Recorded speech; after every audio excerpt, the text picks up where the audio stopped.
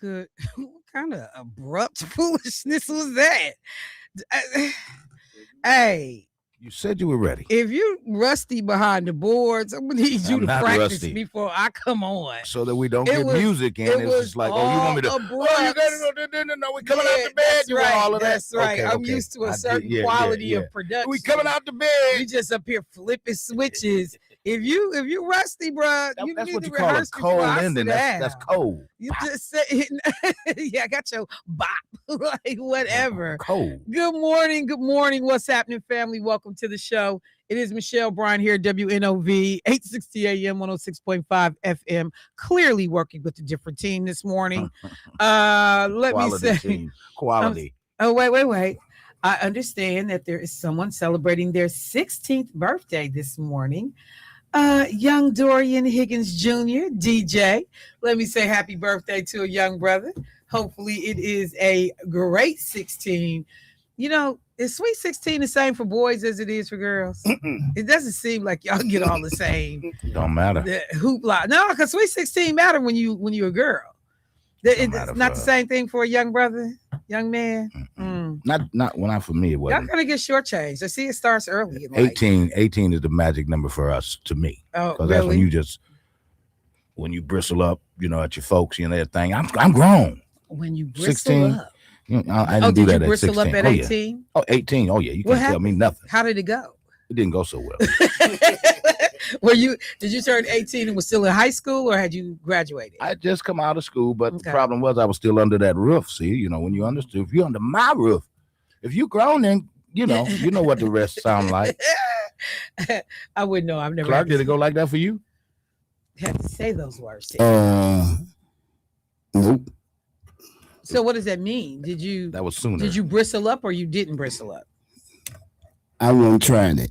See, okay, so you didn't go that way for you. I wasn't gonna Because try it. You exercise great judgment. So what time did you get out of there? What age did you get out is my question. Last week.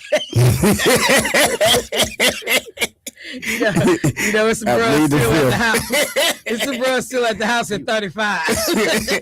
No, you know what? I got our house from about. Be honest, I had a girlfriend that could stay over her night. that ain't getting out. No. Listen, I could stay over her house on the weekends, right? But I got out the house by 17. See that? I knew it was Wait, sooner. hold on. I knew it was sooner. That's the 17. only way he didn't Wait. Cause I try. had a job. I had like 2 jobs. Wait. So at 17, did you move out of your I moved parents' house and I moved into out. your own house? I moved out, yeah. It wasn't his house. He just said I mean, it was And- his it and girl. was my that's what I'm house. saying. That's why I'm I asking. moved with a girl. So you didn't move. You moved from somebody else's rules to somebody else's rules. But Michelle, But you know usually what? guys, After I did is our that, I first never house. went back. That is our first house. Is our girlfriend house. Usually, Why? That's so trifling. because we ain't Our ready. first house don't be our boyfriend house. We get our own Sometimes house. it do. Sometimes The it do. majority of the time it does it. When women moving out, they moving to their own spot. They not moving into no.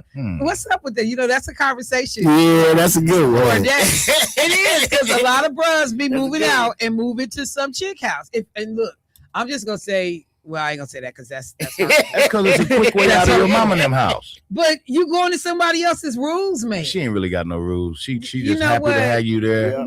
Really? You understand me? Yeah. You And know? see, y'all Yeah, take. I see you you reminiscing. understand me? I see you reminiscing. I see you going back. I see you Yeah. in your eyes. Yeah. Yeah, let me be clear. Reflecting. No, you wasn't posting up at my crib. I'm going to work every day and paying rent for. No. No. I hear I you was say you paying got rent. some, I hear you say you got something on it. Yeah. I hear it. But It ain't the same thing. listen, after that, I never went back for about How 5 long years. was it before you got your own house? Wait. Oh, about did 2 you hear that years part? later.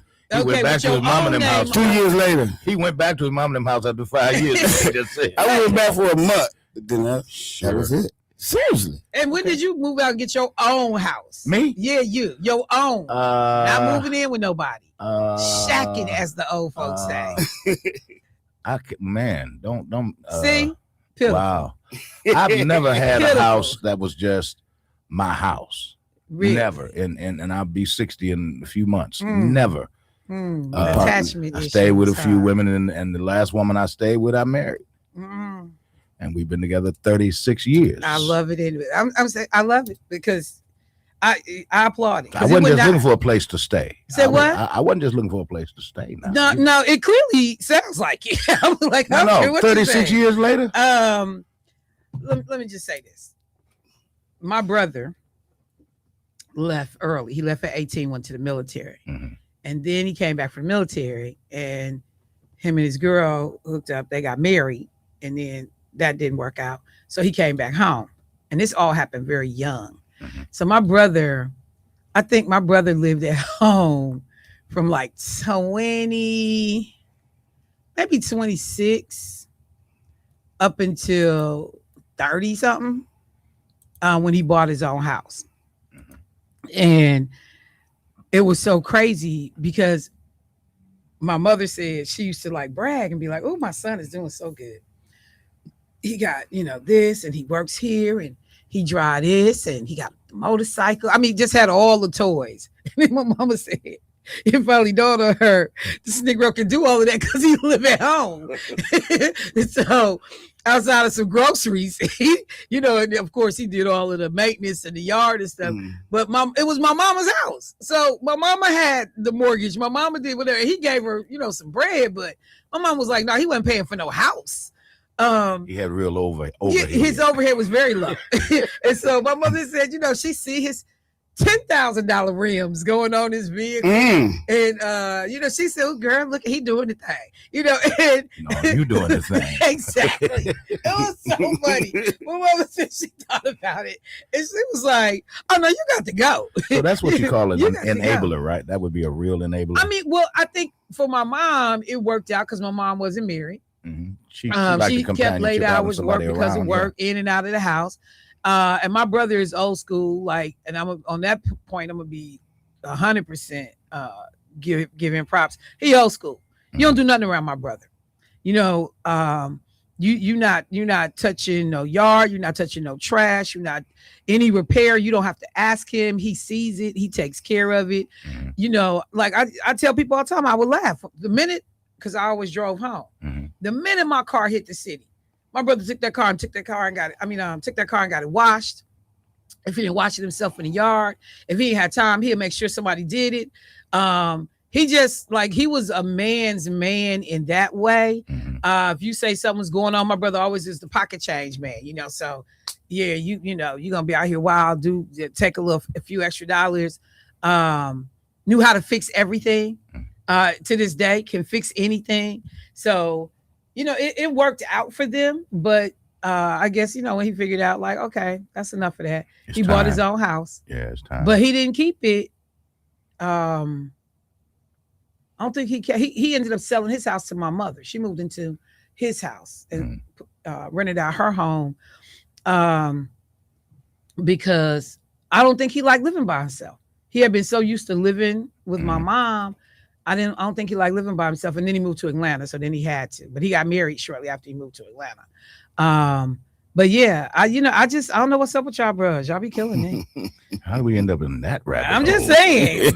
I know, but it's the truth. And there's some bros out there listening she ain't wrong. I don't hear no ting. Nobody got nothing to say this morning. That's a church.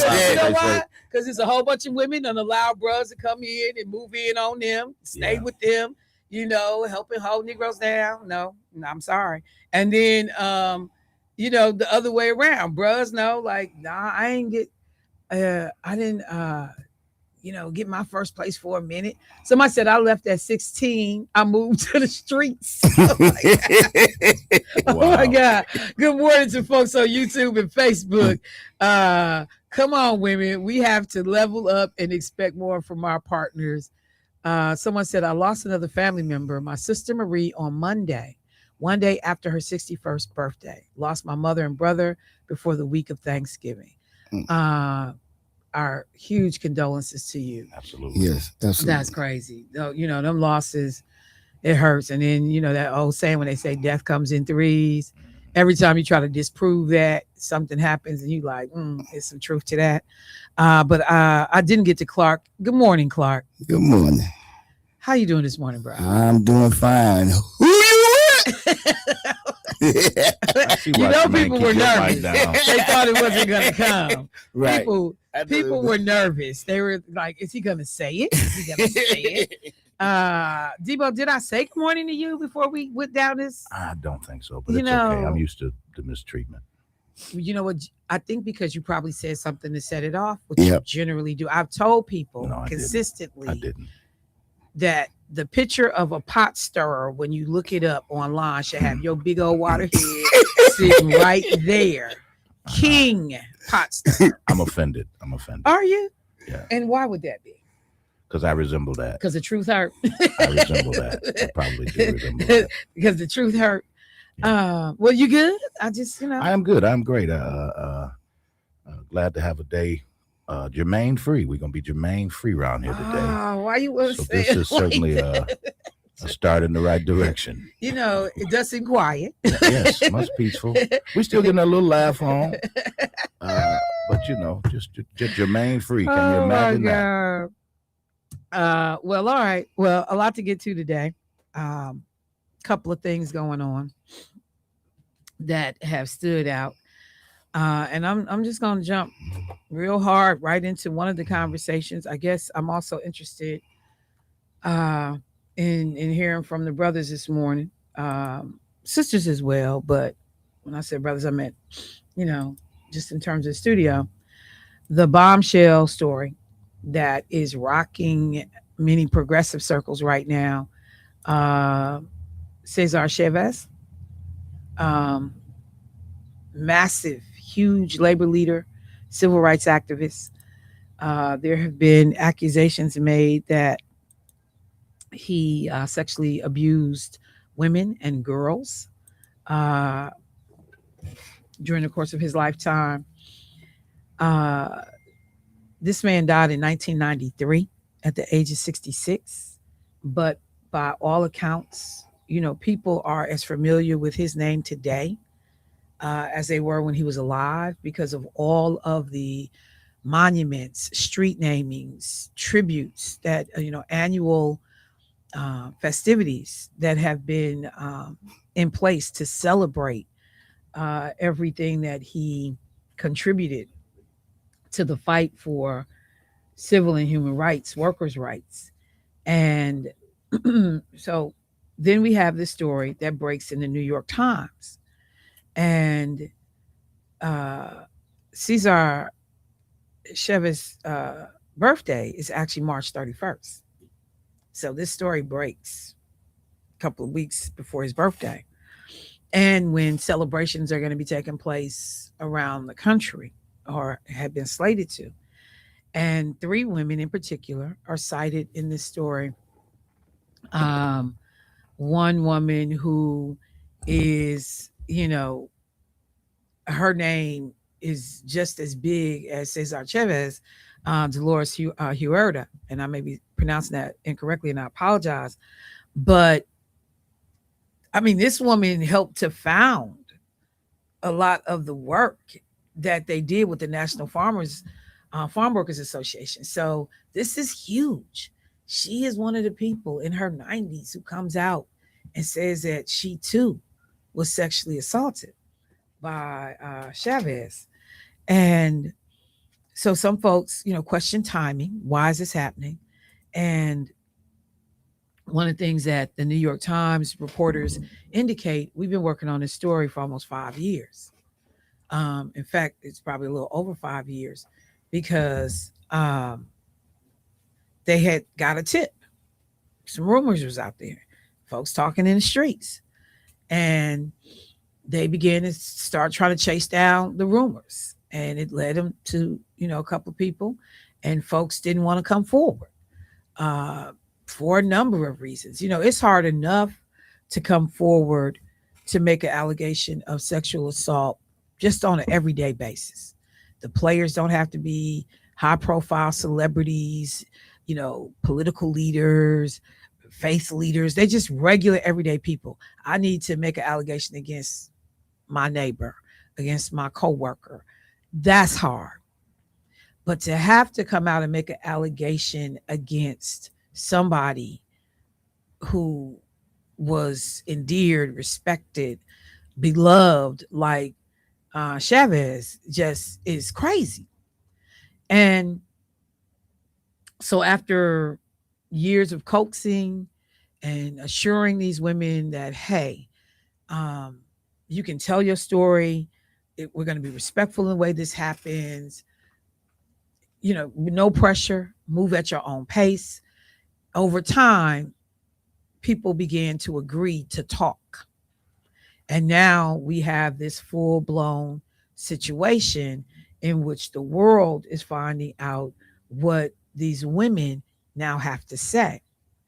Now, this is where I'm going to ask some questions because, again, particularly in the case of Dolores Huerta, some of these people, I mean, these women highly respected. Okay, Chavez highly respected. There will be no jury judge trial. There will be their word and his inability to defend himself. And yet, we have seen all of the things that folks would traditionally associate with somebody being accused and convicted of sexual assault. Streets that have been named, there are discussions about removing those names. We have a Cesar Chavez street here in Milwaukee. Um, there's statues. We're hearing on the news that the statues have been covered up with draped with black cloth, and there will be efforts made to be there are schools named after Cesar Chavez, and so there will be all these things done, and there will be a lot of people chiming in to say yes, they should happen. So one of the questions that I was thinking about as I was driving in this morning is, do we do all those things based on a belief in the reported victims, but with no proof? Because, as I said, the man has been dead since 1993, if I'm not mistaken. So, because everybody at this point is just taking these women's word at face value. The thing that's interesting to me is that the accusers for Donald Trump, their words weren't taken at face value. There was no rush to say this guy shouldn't be in office. And I mean a general consensus, not just from a partisan lens and Democrats saying it. Many Republican conservative women, hey, stay right on the bandwagon. Continue to support this guy. We have a Supreme Court justice in Brett Kavanaugh who is accused, and a lot of people might say credibly, by a woman of sexual assault. He's sitting on the Supreme Court. Anita Hill, Clarence Thomas. Clarence Thomas is sitting on the Supreme Court. I can do this time after time after time when the individuals that the accusations have been made against are serving a political purpose. That the players, many people in the country, conveniently look the other way. Chavez, on one hand, some people could say, no longer serves a purpose.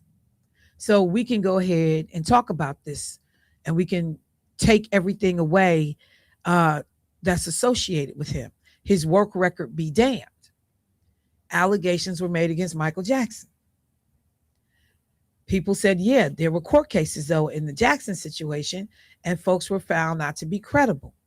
But there are some people that will tell you, I still got my reservations and my doubts. Those same people are going to still play Michael Jackson music in most cases. We pick and choose when we want to have moral outrage.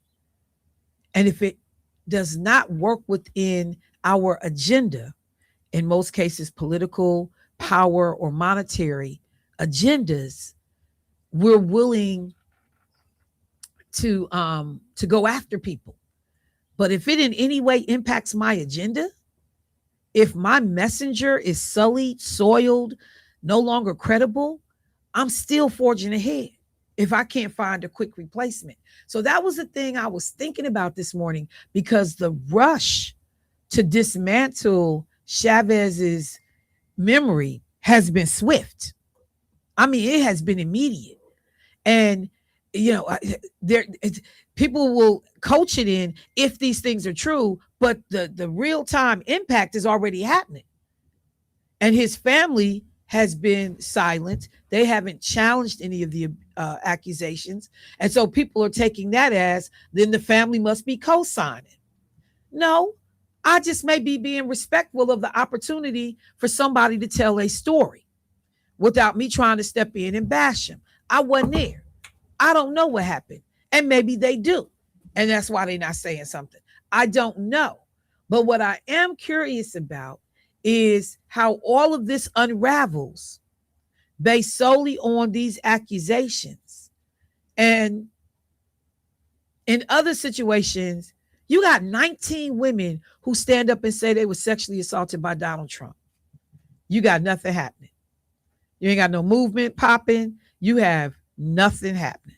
So let me go to the phone line real quick, and then I will take a break when I come back on the other side. But yeah, this right here, I think it's interesting to have that conversation, because at the highest levels of this government, we have men, and in one case a woman, who have been accused of sexual misconduct, sexual assault. We got, young woman who commits suicide because of an affair she's having with somebody, and the treatment is not the same. It's not the same. Let me go to the phone line. Hey, caller, what's happening? Well, I got two things I need to say. Okay. First thing is never a day without me, ever without me. This is me, the questionnaire. Don't you ever talk about it's quiet without me around me. Did you call us on speaker? Did you call us on speaker? Hold on. Oh my God. You work at the station and you called us on speaker. Hey, I gotta do what callers do. Oh my God. You call in to check somebody on speaker. What is it, man? Well, I had to act like a caller today and not follow the rest. Is that right? I'm gonna need you to do one thing, because I know you thought that I didn't know who it was. But it clearly says Jermaine right out on the call ID. So I knew it was you.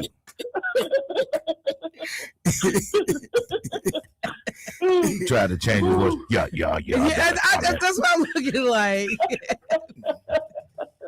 No, but seriously, man, I was listening to what you were saying, and as far as the Cesar Chavez, for all this stuff to actually come out now, and he's not alive to actually defend himself, is crazy. But I mean, we have a whole president that says that you can grab them by the pee and they let you do it, and all this other stuff, and they not going after this guy. It's just crazy. Yeah, man. That's what I really called in to really talk about. Okay. It was that, 'cause I was listening to you talk about everything that's happening and how they named the street after the guy, but then people are coming out and going up against him. I'm not saying that he did it or that he didn't do it. It says, why would you wait now? All right. Thank you. I appreciate it, bro. One of the things I'm looking at, one of the comments, somebody in response to what I said, they said nothing happening. And I'm looking at this on YouTube. I said nothing happening. I disagree with that. There are a lot of people trying to get justice for the women who were victimized by Trump Epstein pedophile ring. Let's be clear. Most of those people is partisan. It's partisan. There are very few Republicans and conservatives trying to get justice for the folks victimized by Trump. Nobody's trying to get justice for nobody victimized by Trump. I mean, like that, a lot of people have in the beginning when he was running for office, when he ran the first time. There was a lot being done, but you don't really see much happening on that front with these women anymore. Eugene Carroll is the one, who ultimately gets a defamation suit and some monetary damages awarded, but I don't even think she's gotten a penny yet.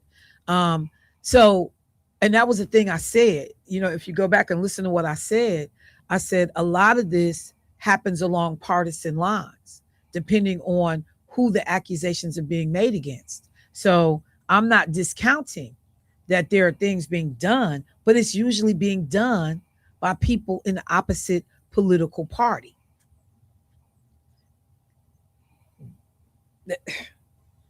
There's not a unified form of outrage.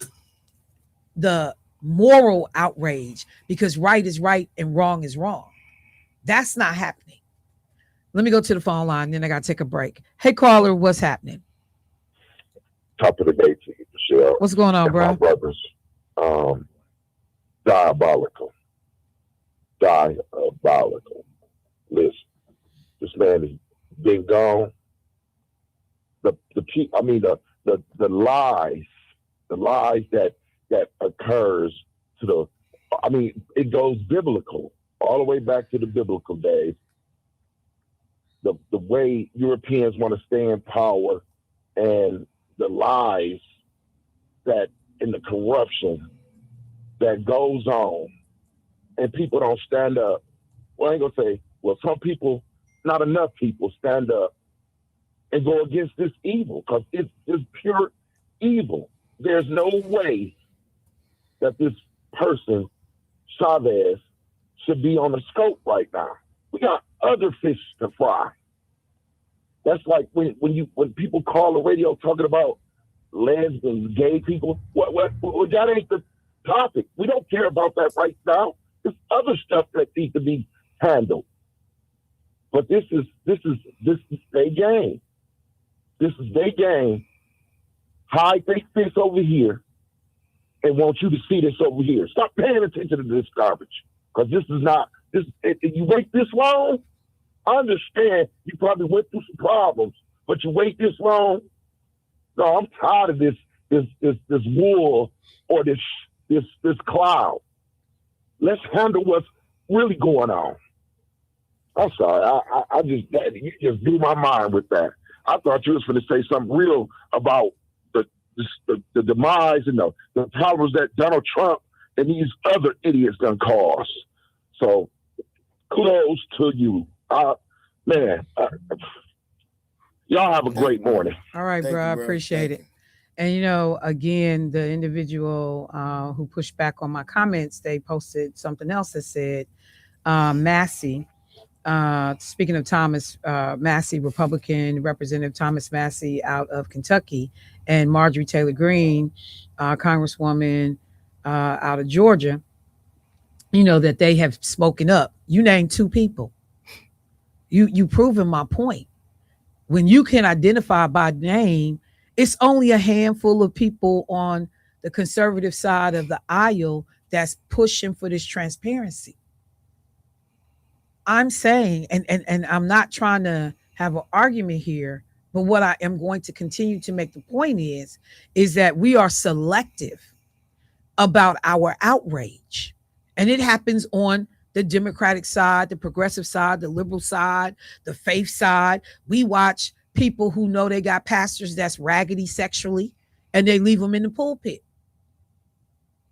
They done mess with, women in the church. They leave them in the pulpit.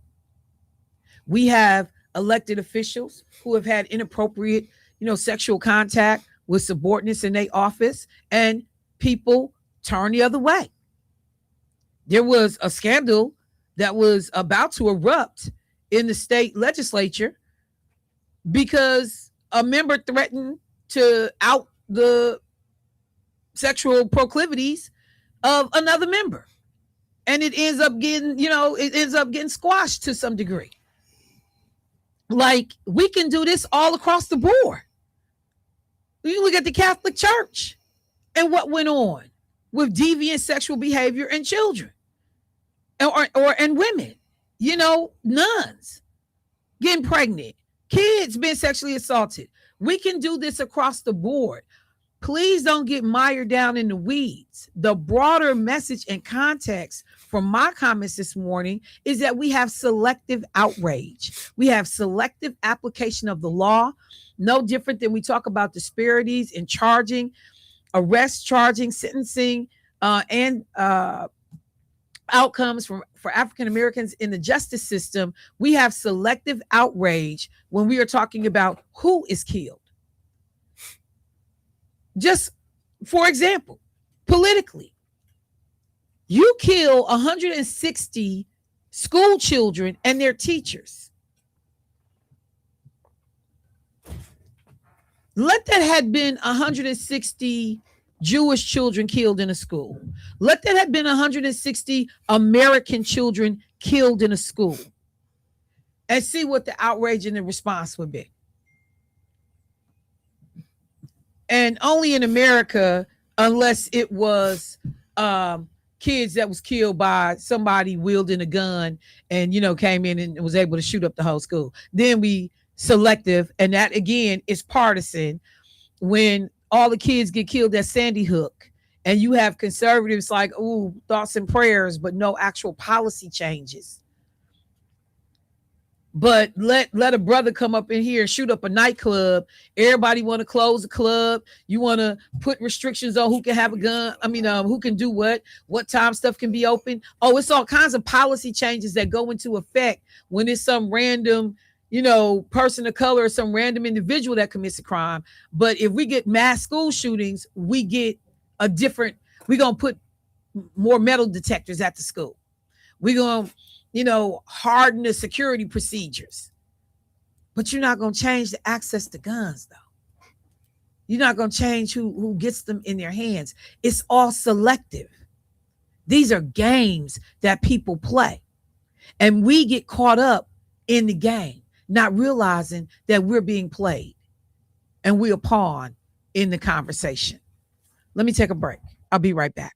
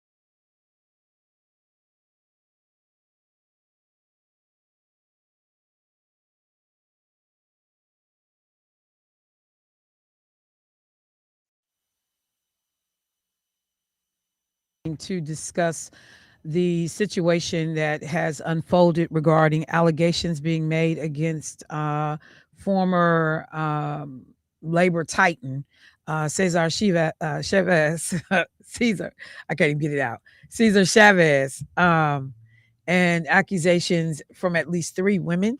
One who, in fact, was a co founder of one of the organizations that he helped to start, who has, in her 90s now, leveled allegations of rape and forced sexual contact. And my observation about selective outrage and the quick way in which, people have said we are looking at getting his name off the streets. Again, name on on local schools around the country, Cesar Chavez celebration days, like what all this means right now, and the quick way in which people are responding to the allegations. Let me go to the phone line. Got some folks that want to weigh in. Hey, caller, what's happening? Hey, good morning to you. Good morning. You know, a lot of those people maybe couldn't come out because they didn't understand that they still had rights, even as illegal, undocumented, illegal folks. So that's probably why a lot of that stuff is quiet. But anytime you got a group of people like that, women choose guys in position. You can be, you know what? I use my wife's surname. I use my wife's surname, maiden name, all the time. It's just what I do, because you never can tell. People come out in the streets later at something and they make up things. We don't know about Chavez, but I can see this being a move while we moving the immigrants out to just remove anything that's close to him. So I don't think it's his people. I think it's the establishment saying, hey, look, we've got to get everything away from us with that ties them people into this country. How did they even get that anyway? How did they get a street named after a guy anyway? Then when you look at the labor laws, let me explain something to you. The labor laws, he fought for the labor laws, but nobody put the labor laws and pushed for the labor laws like the black man here in America. I mean, since the freedom of slavery, since Reconstruction, the black man has been fighting for his just due. So, if you can remember that movie when we was kids, remember Let's Do It Again with Cesar Chavez and Richard Pryor. I mean, they were portraying Cesar Chavez, but they were actually putting Negroes out of work then, okay? Niggas that was picking oranges. You could see it, the movement of the migrant movement back in the 70s. So one thing about it, people will say things, especially look at little what's his name, the dude that led the little march over to Washington. When he come back, what was his name? Frank Nitti. When he come back, look what happened. He had all kind of allegations because women would choose you and get judged. Women can be very, very, very, very, very deceitful, and they'll plot up something against you, especially if you've been intimate with one of them and they kind of felt like they were slighted. They'll give you the business, man, and jack you up so cold. You know what? You be sitting down saying, man, what is this? It's almost like going to jail for a crime you didn't commit, but because of the simple fact of hatred and all of that, the law gonna take their side. So that woman that's 90 years old now, maybe it happened, and I'm just gonna say maybe she was forced to participate in this movement to do what they got to do. They want to cleanse and scrub anybody that's been in the country that shouldn't have been in the country illegally. And to do that, you got to remove, like you always like to say, the history. But in this case, hey, I don't. But I understand. I understand very much how you have to do certain things. You have to move. It depends on where you've been. If you ain't been nowhere, you can say, hey, I don't do anything. I'm good. But if you've been somewhere, been in a lot of spooky places, man, you got to be very careful of that. So I see what they're doing. They're finna scrub Cesar Chavez on out of here. And amen, praise God. All right, thank you so much. So one thing I want to just make sure I'm clear about when we talk about whether or not people were afraid to come forward because of citizenship status. One of the most influential accusers, Dolores Huerta, saying her name wrong, I apologize. She is an American citizen. She was born in America. She was born in New Mexico, but she's an American citizen. So that was not a concern. She's also a feminist, also a civil rights activist herself. That still does not negate that there are tons of reasons why people don't come forward. People don't want to disrupt the movement. People think maybe you had an off, day, a bad moment. This was the heat of passion, something crazy. And so I try to explain away what you did to me, or, what I saw happen, or what I heard about.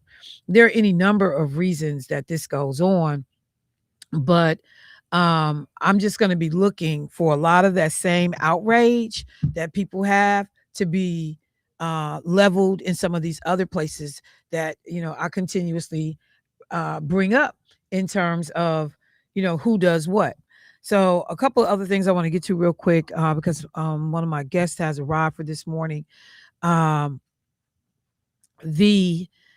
conversation that we're having right now, Department of Homeland Security, and they were having conversations, interviews with Mullen, who has been Markwayne Mullen, who is a member of the United States Senate, who Donald Trump has put his name forward to replace Kristi Noem with the Department of Homeland Security.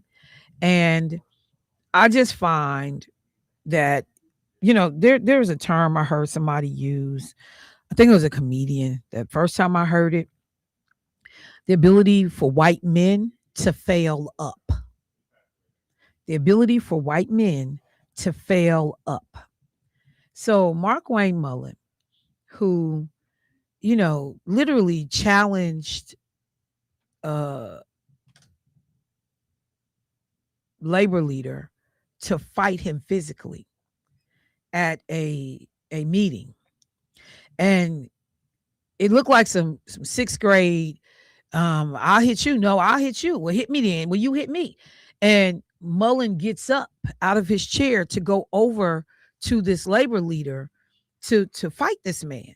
Okay. And you can hear people in the audience like, no, stop it. Don't do that. And the things that he said, in relationship to the folks that the ICE agents have gone after, labeling people terrorists that were not, in fact, terrorists. So he is being considered to replace Noem.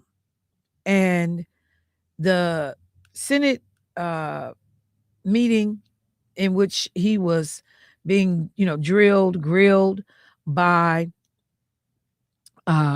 legislators about his potential, philosophy and running the department, what's going on. It gets, agitated by Senator Rand Paul, who is upset because remember that infamous time when Rand Paul was attacked by his neighbor, made national news. And Rand Paul said that Mullen was like, yeah, I could see how you got, somebody beat you down and called them names and da. And Rand Paul obviously upset because, so you saying that my political views justify me being physically assaulted, almost killed. So Rand Paul and he have a moment. But there are so many other things about Mullen that should give people pause. He is a Yahoo who is aggressive. Like I said, you want to be aggressive in a Senate meeting with a shirt and tie on, you get up to go fight another grown behind man. And everybody see it. It's on tape. Rand Paul played the video at the Senate hearing. And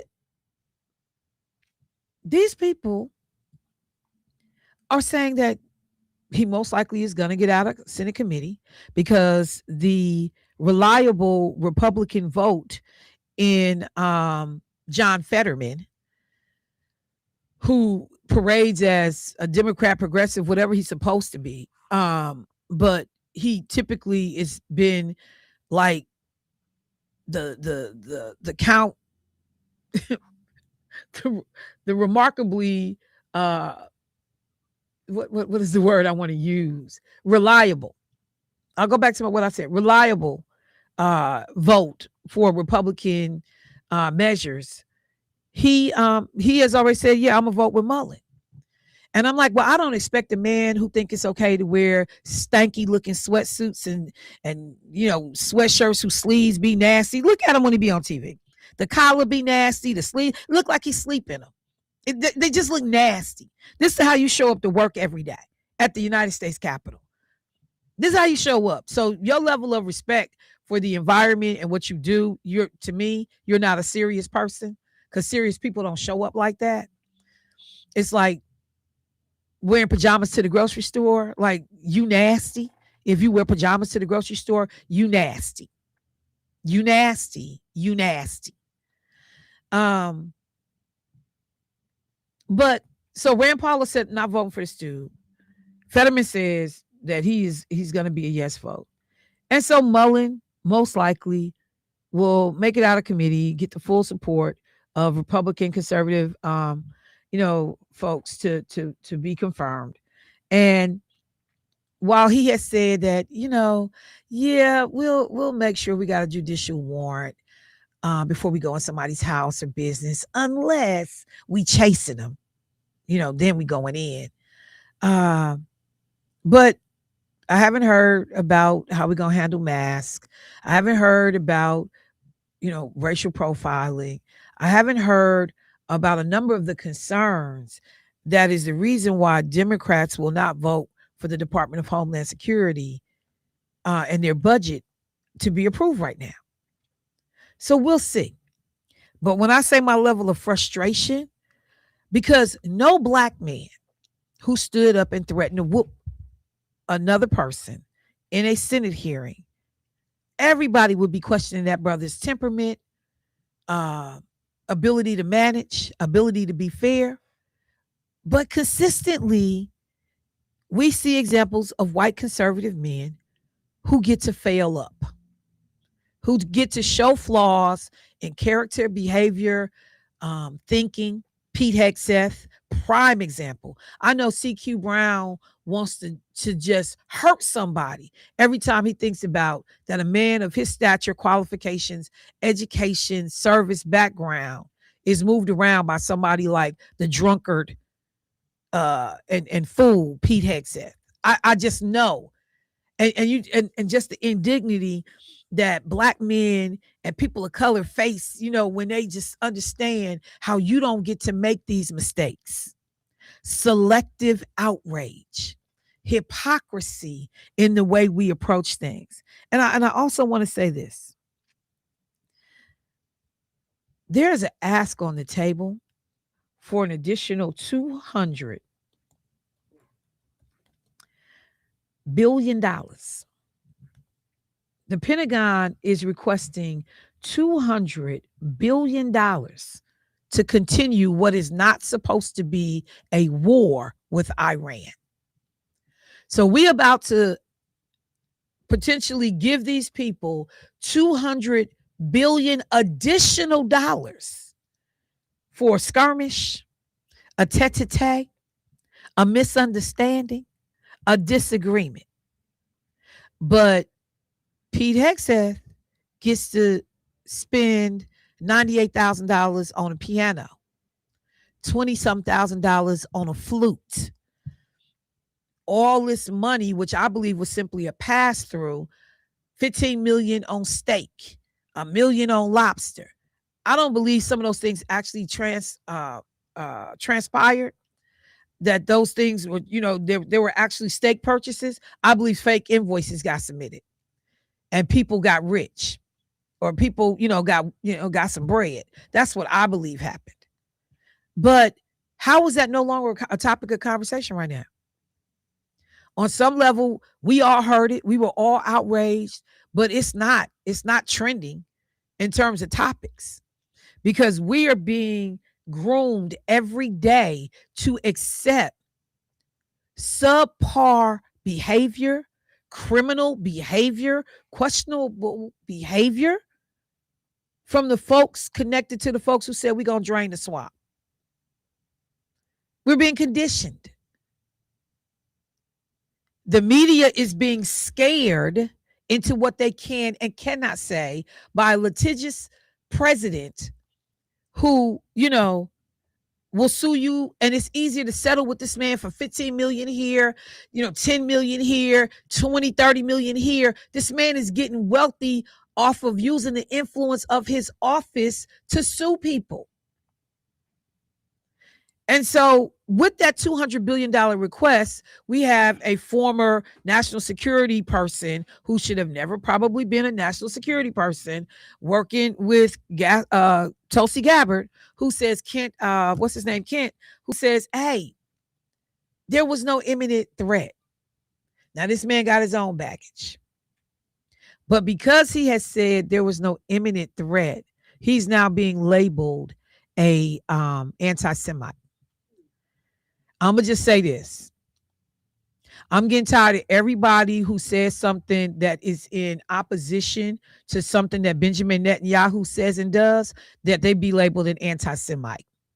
Jewish people ain't right 100% of the time, every day, all day. Benjamin Netanyahu is not right 100% of the time, every day, all day. In fact, if he didn't have these continuous wars and fights and battles going on, his butt was somewhere being prosecuted, getting ready to get put out of office. It's many people in the country that's ready for Netanyahu to go.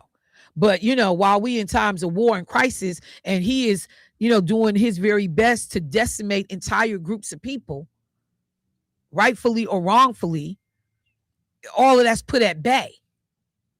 But you can question somebody's military strategy without being labeled a freaking anti-Semite. And this guy is trifling.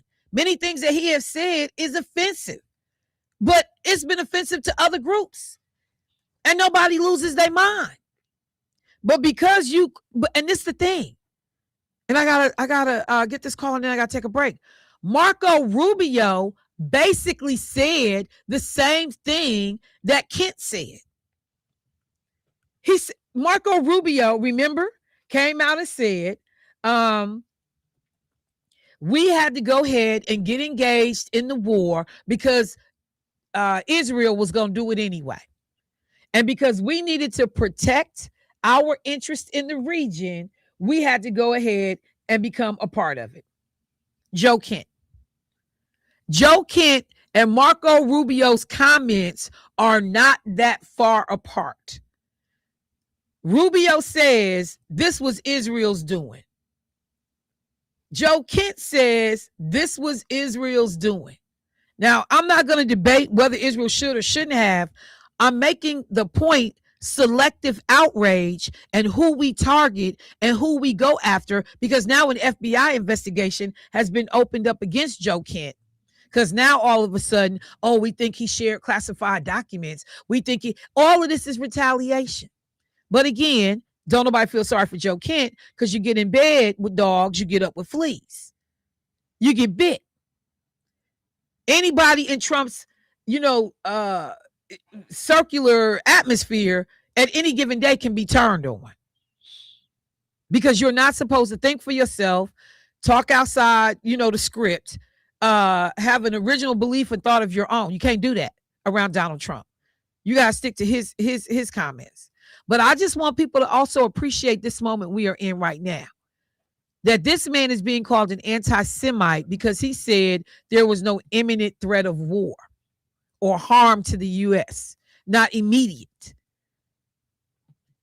Marco Rubio is not being called an anti-Semite, though, because that's Trump's boy right now. You see it? I'm not a rocket scientist. This not difficult. It's easy. Do you see how we selectively apply who we go after, what the outrage is, what the punitive measures are, who we will banish, who we will accept crap from? Let me take this call real quick before I go to break. Hey, caller, what's happening? Hey, Michelle. Hey. Well, Michelle, this ain't nothing new for white guys. This falling up stuff. Look at the president. Yeah. Oh no. He's the king of failing up. He's the king of it. failed businessman. He's the king of it. And what you didn't mention, Michelle, the guy that he was going to fight was sitting right behind him, taking up for him yesterday. How do you square that? Because what is the thing that I say that I don't subscribe to? The first person who I ever heard say this, when she was trying to explain the political game to me after I was frustrated about something, was Martha Love. And then Lena Taylor always was somebody who helped to explain this too. No permanent enemies, no permanent friends. That these people, folks who were willing to kill each other yesterday, will find a common policy, cause, issue, and tomorrow be working on the same team. And so, yes, when that came up, and he must have been anticipating that was going to come up, because why would that dude be sitting in the audience behind you? So they knew they had gone through. For him. Yeah, they had something in it for him. Right, they had gone through and like, okay, so what are all the negatives that can be brought up, and how do we address them? So that's why he was so quickly able to turn around and say, and here he is standing right behind me right now to support me. So go ahead, George, finish your comment. I'm sorry. I forgot. I'm so sorry. Oh, sorry. But you talked about Donald Trump failing up, this guy having the guy sitting behind him.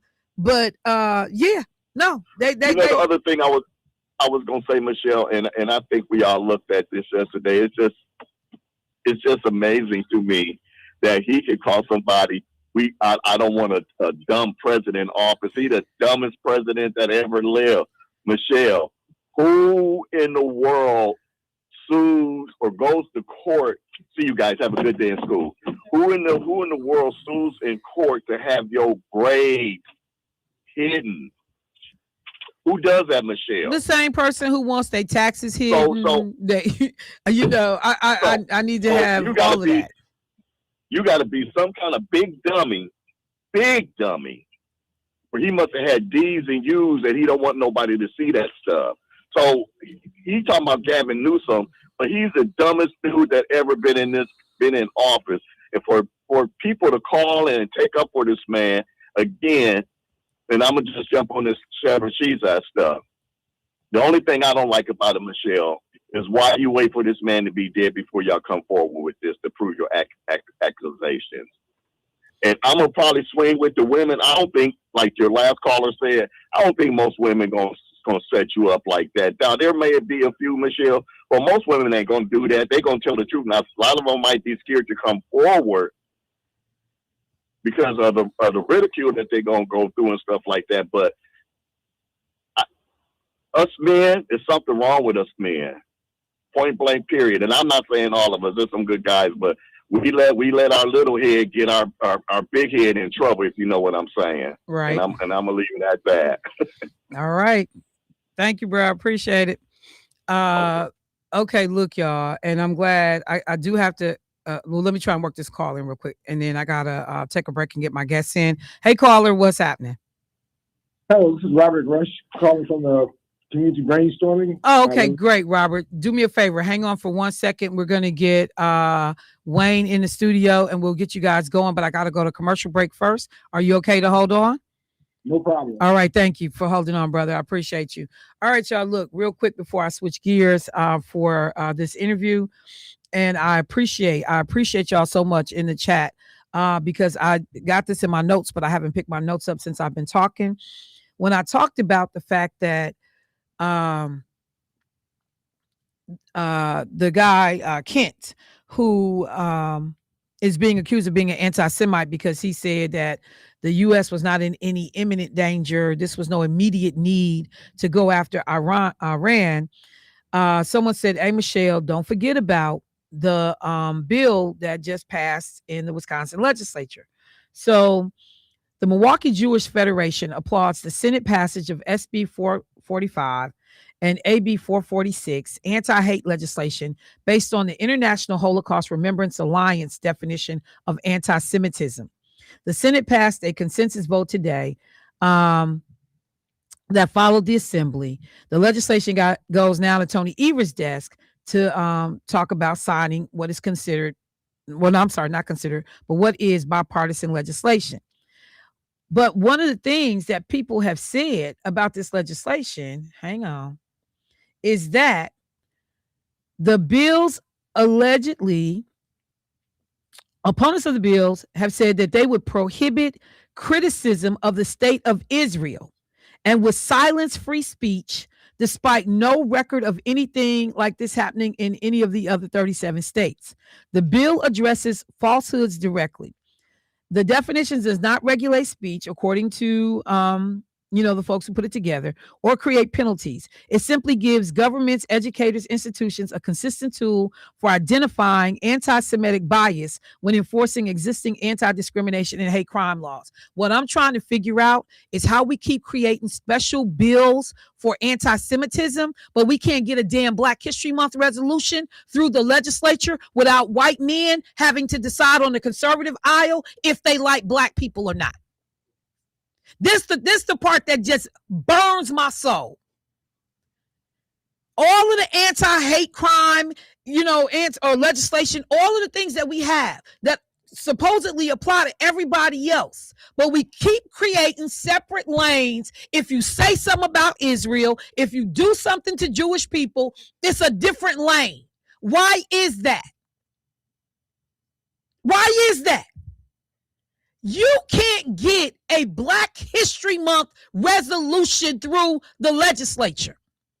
They ignored resolutions to honor Black people or to do things for Black folks all the time. You can't get Black history mandated in Wisconsin education. But we can mandate that the Holocaust be taught, even though it didn't happen in this country. We can give special preferences about what you say. And I'm not trying to be messed up. But Jewish people just sit on the sidelines like, yeah, we got that. Yeah, we got that. Where's that same level of fight for everybody else? And historically, I know the relationship. I heard a caller call in the Keith show. I'm just so glad. I appreciate the way you talk about Israel because, they was in slavery too. I get all that. I get all that. But I ain't crazy. I don't have blinders on. I pay attention to what I see. How in the hell is the Holocaust mandated education in the state of Wisconsin, but you got to argue to get a damn Black History Month resolution passed? When you got people removing stuff about Black people out of the textbooks every day around this country. I got to go to break. And thank God I'm getting to change the subject. But this is what I talk about when I say selective application of the law, selective outrage, selective who we cover, who we ignore. All them damn people in Palestine that was in Gaza, all them people are homeless now. Who's talking about them people? What help will they get as Donald Trump and his criminal behind son-in-law try to figure out if they can build a resort on that former property over there? 160 school children killed. Who's going to be held responsible for that? Because with the technology we have today, you didn't have to kill them kids. While we're saying we lost 14 servicemen or women so far, these people have lost thousands already. And if Benjamin Netanyahu gets his way, you telling people I'm killing you before you even get in office. And we riding with that. I'm killing you. Soon, just because you on the list, because you could come up, I'm killing you. I gotta go to break. I want y'all to remember that phrase though. Selective outrage. I'll be right back.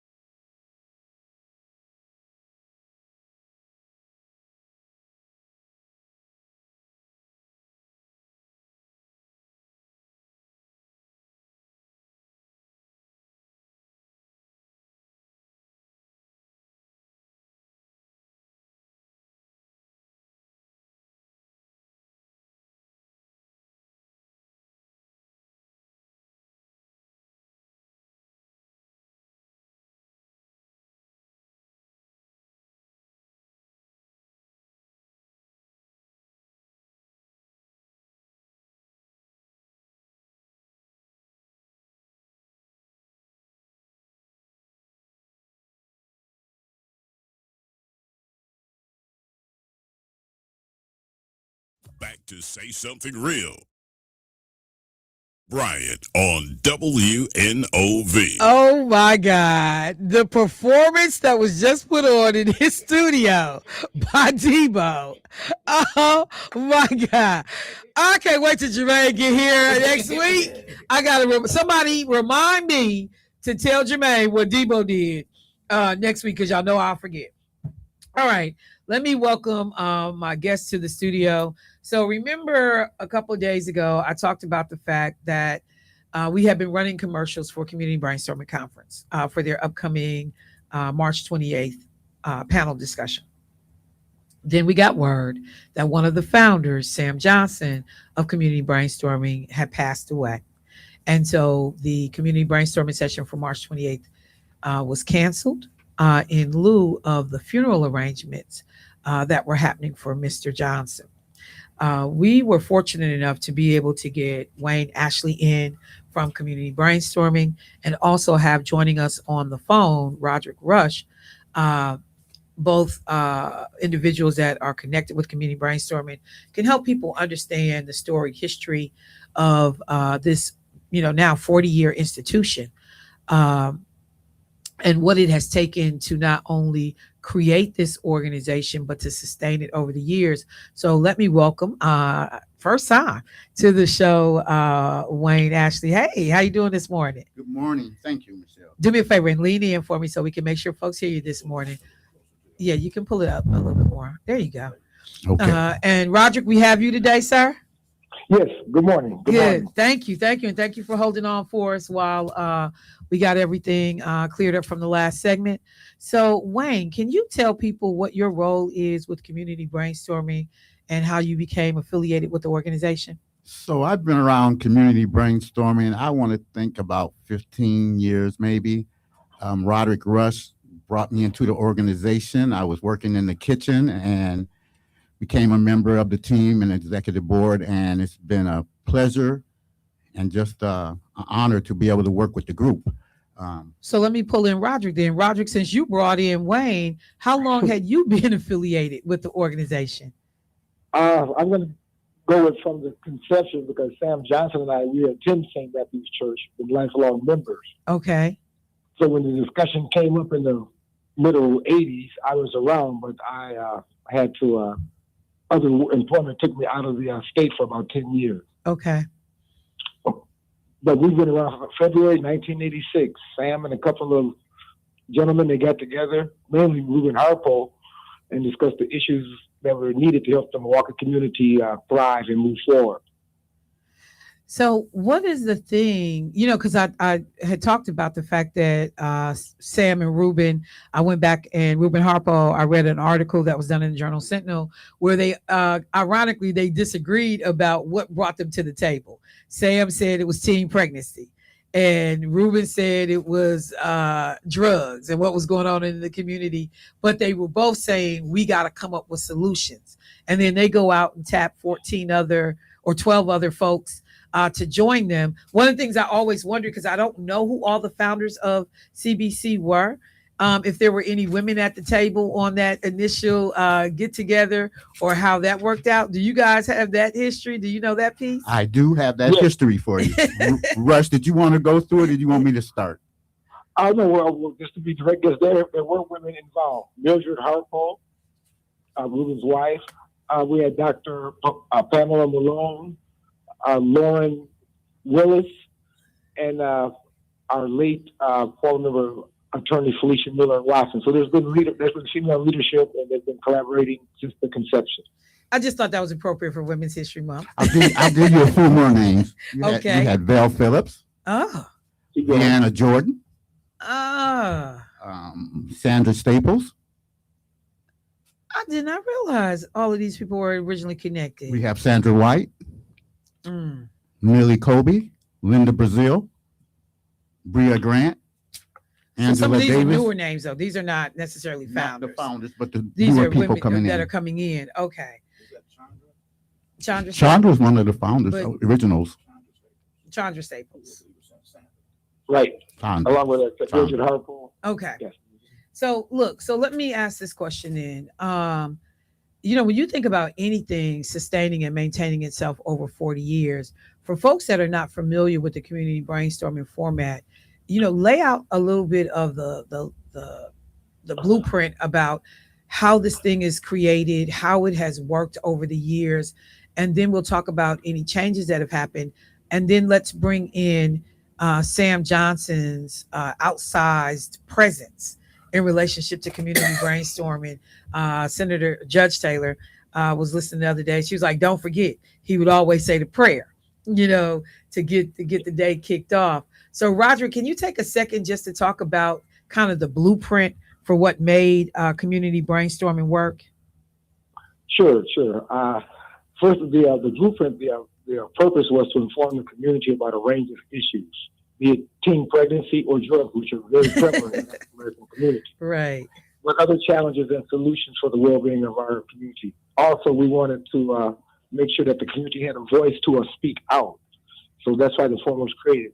Granted, everyone was talking about the city, but there was no place for the leadership to talk to the community, and then for the community to respond. So that's the general forum that it started. And then in order to keep the folks interested, Sam put together the great menu. The formula has been the same for about 40 years. Eggs, bacon, sausage, grits, juice, and coffee. Right. That's the key thing on Saturday morning. People want a good breakfast. So we got that established, and it has not changed. And the crowd has continued to grow, where we served over at least 80,000 participants since we've been together with about 500 community brainstorm forums. Did you say 80,000 participants? Yes. That's over the course of time. Over the course of that time. So let's bring in this whole, character that we all know as Sam Johnson. Like, I would see the hair before I saw anything. And I would tease him all the time, be like, I got to pick in my purse, right? that white afro was something else. I would see that hair. But Wayne, if you could take a couple of minutes to help the community understand exactly what Sam Johnson's impact was in relationship to community brainstorming. Oh, Sam was really one of the main leaders other than Ruben. He had a big voice. His voice rang out quite a bit during our meetings. You could count on him being there. One funny thing, though, about Sam, his wife, Mary, told me that even though Sam was on his deathbed, that the one thing that he was really worried about was paying his dues and donating to the community brainstorming. Even on his deathbed. I kind of think that's amazing. That should give you a little insight into Sam. You don't. Did you want to say something, Roderick? No, go ahead. Before, I was gonna say no. You don't. You don't find folks like that as much these days. As I said, there was not a moment that you could not come in there and he was going to pull you to the side. He had a side conversation, always some issue of the day. Michelle, this is what need to be done. We need to be working on this. We need to be focused on this. And so what has it been like to be able to be a part of carrying the vision forward as you all have done this work?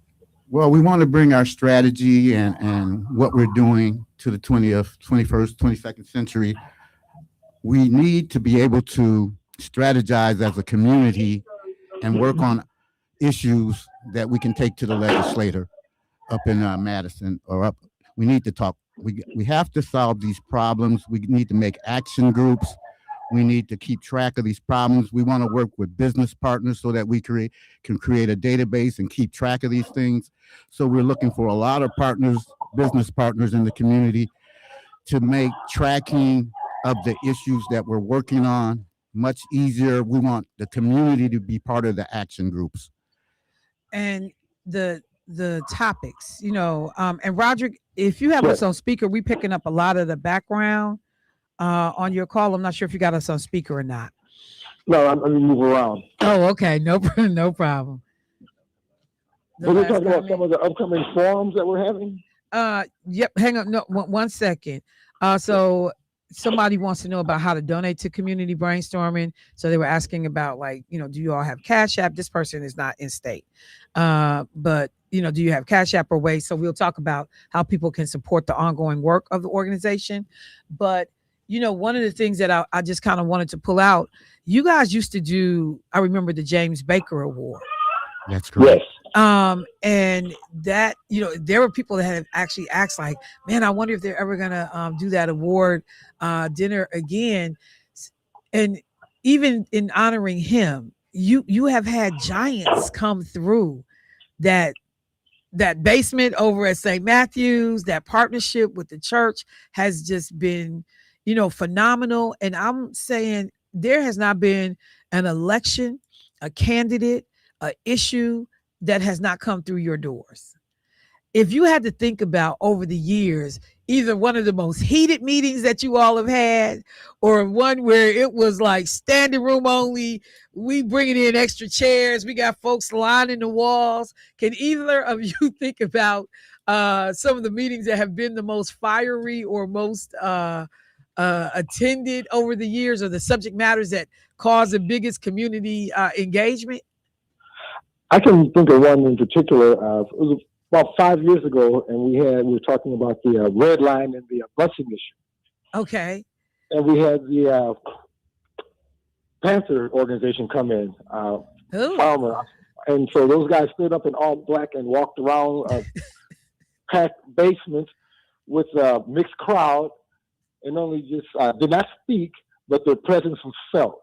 And also, I think we had from the Nation of Islam, we had a couple of brothers up there speaking, and they're very, very vocal with their message and their presence with their brothers standing up next to them in bow ties. Again, the audience was very engaged and not speaking, but engaged. What I was going to say. So we got some real big forums that then we had the District Attorney Chisholm there, different hot issues. We would go back to we had the senators there, so we had let's say a solid maybe 15 years where people were just always standing room only. And prior to COVID, we had that crowd coming from the judicial community in our big forums, always with the judges, with the hot topics going on in the city. So just to pick out.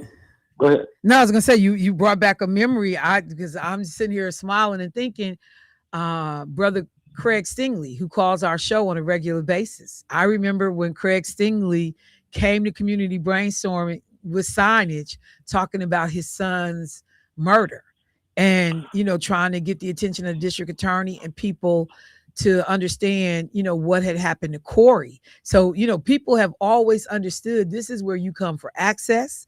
You could see anybody. I mean, to be in a room where on any given Saturday you can look around and see 6 judges sitting in the room, all of the people that are making the decisions, and the community people that stayed on it, rain or shine, issue after issue. You had mainstays. When Miss Rose passed, everybody knew Miss Rose was going to ask the first question. I don't care what the topic was. You're going to be talking about garbage bags. Miss Rose was going to ask the first question. You just got ready. There were people you learned in this community that were just fixtures. Sister Jeanette Herrera, where she sit in the room for the most part. And I could go around the room. I could see Russell Stamper them in all of the men's corner over there lining that wall, harassing you when you go get some coffee, and juice. I mean, it the was late a great Martha Turan would be there a lot. See, and I missed the Martha Turan era, so I got to rely on y'all. Yes. But it became we have must watch TV. It became must participate civic engagement. If you thought you was doing something in Milwaukee or you wanted to be in the know, you had to be at community brainstorming. If you want to be an elected official, you had to come to community brainstorming. You had Khalif Rainey. We have David Crawley. We have Cavalier. The mayor. The mayor. We had the city attorney. I mean, we have there was absolutely no other person. Yeah, we can get a call in. Oh, okay. Somebody was just checking to see if we're going to take calls. So let me do this, because in that vein, we have had the tough conversations. It wasn't just about who was in the room. It was the topics that drew people and continue to draw people to show up on that Saturday. What is it? Third Saturday of every month? It's the fourth Saturday. Fourth Saturday of every month. It's the topics as well. I mean, everything from human trafficking to redistricting to civil rights, voting rights. There is no, you would think this is a church basement. Some stuff might be off limits. When we down there talking about pimps and carrying on, I'm like, what's going on? Yeah, we have to remember it's the church basement. Yes, Roderick. There was this one. It took me about 5 months to get this form together to address the LGBTQ community. Oh, okay. And so that was a very, very hot topic. This was pre-COVID, and the turnout was great. The panel was very informative, and the African American community was definitely, starting to have more dialogue, with that community. So that was another great one that goes in the books also. But it's so many, but that's just one, like I said, with the politicians, the LGBTQ, the bus line, with the police department, be it the police injustice, I use that term loosely. So that's always wrong. So the chief will come out. So we've had some, a lot of topics that affect the community dearly. And I think that's the thing I applaud and respect, the most, because I don't see a topic that you all have been afraid to tackle. No, we're working on those topics, and we need the community to help us. We want to know from the community what we should be talking about. It's just not up to this board. We want to know from the community, what do you guys think we should be talking about? What are the actions should we be taking? We want the community's input. So like now recently, I know the program that was canceled for the 28th, we were talking about DEI. We were talking about a lot of the issues that are in the news today and what that was going to look like. Can you take a second to talk about current programming? Sure. We were going to talk about the AJR 102, the referendum that they were putting first, or the proposed amendment to the Wisconsin Constitution. We were going to talk about that this Saturday, but Sam's legacy took precedence. We also want to talk about the whitewashing. I don't know how to say this, the whitewashing of Black history. That seems to be a problem because we can't talk about our history no more. Right. We want to talk about why we can't have a grocery store in this Milwaukee. Why don't we have grocery stores? We want to talk about what's going on at the post office. Why can't we get mail? We're getting mail once a week now. I just had this happen. Education also, education, or what's happening with our kids, and for the future. A lot of these schools closing, the lead poisoning involved. So, because our community is full of NPS students, and the teachers are there as well as administration. So we need to address how we're going to continue serving and have the best foot forward for our youth in the Central City. So yeah, so literally, the slate is full. It sounds like in terms of potential topics and the vision and the goal and the work of the organization. I know that you had mentioned some of the newer names that have come on board. That's been the one thing that has been, when people talk about building the bench, having a transition plan, a succession plan, that.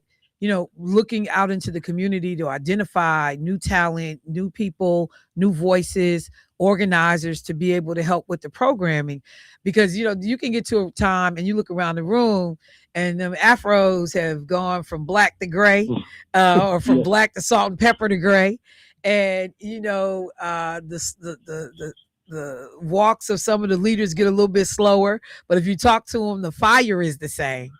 But being able to make sure, and that's been a problem with so many of our organizations, we haven't kept that infusion of youth and young people and relevance coming through the organization that makes something go from founding in 1986 to 40 years later, you still in the game and a respected player in this game. We got a caller. I'm going to see if we can get them in and include them in the conversation. Hey, caller, what's happening? Hey, good morning, Michelle. What's going on? Ray. Hey, T. T-Ray, what's happening? I'm just getting better and better every day. Hey, Rod, Mr. Russ. Good morning, T. Good morning. All right, and the brother that's in the audience. I'm actually calling to get my brag on as a former board member of Community Brainstorming. I was on the board when Judge Stamper served as the chair of the board, and I distinctly remember giving Val Phillips rides home.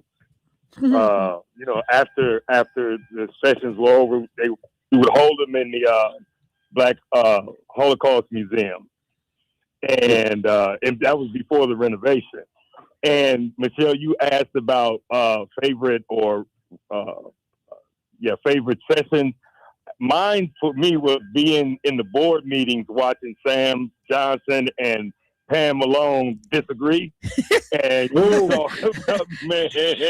I want you to know that those conversations made history. I just want you to know.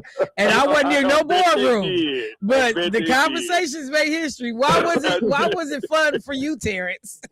I mean, my good friend, God rest his soul, Elmer Anderson, paved the way for me to get on the board. And that was a time, and even to brag a little more, I mean, I played a role in getting the first website up for brainstorming, man. I have a history, and I love brainstorming, man. I used to, thought the kitchen was mine, man, and going. Well, look, aside from the back and forth with Pam Malone, is there a favorite Sam Johnson moment or story? None that I'm going to share on the radio. What? None of them will share on the radio. Oh, look, now you have really sparked everybody's interest. Like, what can't be said on the radio? You done can't called it here started some mess, Terrence. No, it just, they were put it this way, they were very lively. I'm telling you, look, and Wayne just did the little hand sound like chatter, because boy, Sam Johnson will talk your ear off. You be like, Sam, man, it's Tuesday. Can I leave this building? I came on Saturday. Don't get him to talking about teen pregnancy. Don't Sam talk about teen pregnancy. Man, but and he had his facts together too. Oh, for sure. Being a landlord and everything, man. He would frequently talk about being a landlord. Yeah. Can I add this time? Yes, go ahead, Roderick. No. This is regarding to Terrence. So Terrence, again, he's been around us to brainstorm for a long time, and we did a nice opioid forum, and he was very instrumental in helping us put that together. So again, thanks a lot, Terrence. That was a great forum also. We had the many of them. Well, Rod, we go back to African World Festival on the sports committee, man. Oh, yeah. We way back. But yeah. And also, Michelle, when you mentioned something about our youth and being 40 years, we just have a youth ambassador now on our board. Really? So we have a young lady who has come up just recent graduate of UW. Oh, yeah. Financial. Yeah. So we're making that transition, like you said. The hairs are getting great, but the thoughts are still there. But we do have the youth coming up, and we just had hosted a youth forum in December, and we're looking forward to working with the youth, sponsoring something in June as we prepare for the summer with the kids, and a back-to-school rally also. That's something we're working on. That is wonderful news. I mean, literally, that just adds so much dimension to the conversation. Frequently, I have been, and thank you, Terrence, for the call. Appreciate it. Okay, man. Bye-bye. Frequently, I've been in rooms, and I've heard people say, where were the young people? Where were the people that are most impacted? Because many of us, some of the things we're talking about now may not directly impact us, indirectly, either through family. Some of us are more secure in life, or things are, we're not worried about competing for a job, or we're not worried about, housing. You got your house, you own your house. Now the big thing is, how do I keep my house? As I age and my income is now constant and not growing. So it is cool to hear that. So for people that want to be engaged, because sometimes you can come on a Saturday and depending on the topic, like the room can be full, the room can be mild. It's a lot of things that are competing for attention these days. So for people and some people will tell me, I had never heard of community brainstorming. I didn't know that this happened, and we're blown away by that. I know I've had that conversation many times, and I'm telling people, and they're like, wait, what? All these years I lived in Milwaukee, I didn't know. So for people that want to be engaged, what should they understand? How do they get information about programming? When things are happening, what should they do? They should get on our website. It's called communitybrainstormingconference.com. Nope, I said it wrong. Communitybrainstormingconference.org. We have a sign-up list. We have a donation list. We have information about what we're doing, the upcoming meetings and flyers. That's where you start with us. Okay. At our website. And so for the person that asked about Cash App, you can definitely go to their website, communitybrainstormingconference.org, and you can find their donation link. And thank you. And look, the person, they said, look, I love the listeners. So one of the people asked about Cash App, and another listener responded while we were talking. I Googled community brainstorming, and there is a donation link on their website. I mean, so like folks, that's what I'm saying. I love it. Because I'm going to tell you, I have had the moment when I have come to community brainstorming, and I'm not going to be embarrassed. I'm just going to say it. I came for the breakfast, you know. Was it good? It was sad. I mean, I knew I was coming, but like, I don't never be on time for meetings. People will tell you I'll walk in 2 seconds before the meeting's supposed to start. But breakfast started at 8. I didn't want to have to elbow no old person in line. So I would just get on up and be on time, get me premium parking so that I could get my food. And when the basket would be passed around for donations for food, because you don't charge people for this breakfast. No. And again, if Rep Myers or former Rep Myers Lakeisha, if that girl don't stop talking about them grits, she got up for the grits. And when y'all had did continental breakfast for a period of time, that was my idea. She wouldn't come. She would not come. She was like, "They ain't got no grits. I'm not coming." Oh boy, did I get in trouble for that? Well, that was during COVID, and we weren't quite sure how we were going to handle I that. know. I'm like, there's a reason for the continental breakfast. She was boycotting y'all because y'all didn't have grits, and so the basket come around, and everybody put their money in there, and like without fail. Cause I wasn't walking around with no cash. I ain't had no money. Man, you see the people looking at you like you ain't got nothing for that basket. And I'm like, can I borrow some money? Cause the pressure. Michelle, you ain't got nothing for that basket. Man, I have to come back the next time and drop a 20 in the basket because I'm ashamed. Is that how we get 20? So I just want to say, you come for the fellowship as much as you come for the topics. You could count on, and I'm gonna see certain faces, and when people are not in the room, and folks, it let too many meetings somebody miss, and folks say, well, where's so and so and so? You're bound to see somebody you haven't seen in a while. Exactly. So let me just say, what do you all see as the future of the organization as we get ready to wrap the conversation this morning? But, because it's hard today with all the things that you compete against, other organizations, activities, social media, people can just watch, I listen to radio around the world. I don't just have to listen to NOV. So what we do by way of trying to make sure that our programming is quality, how we set ourselves aside.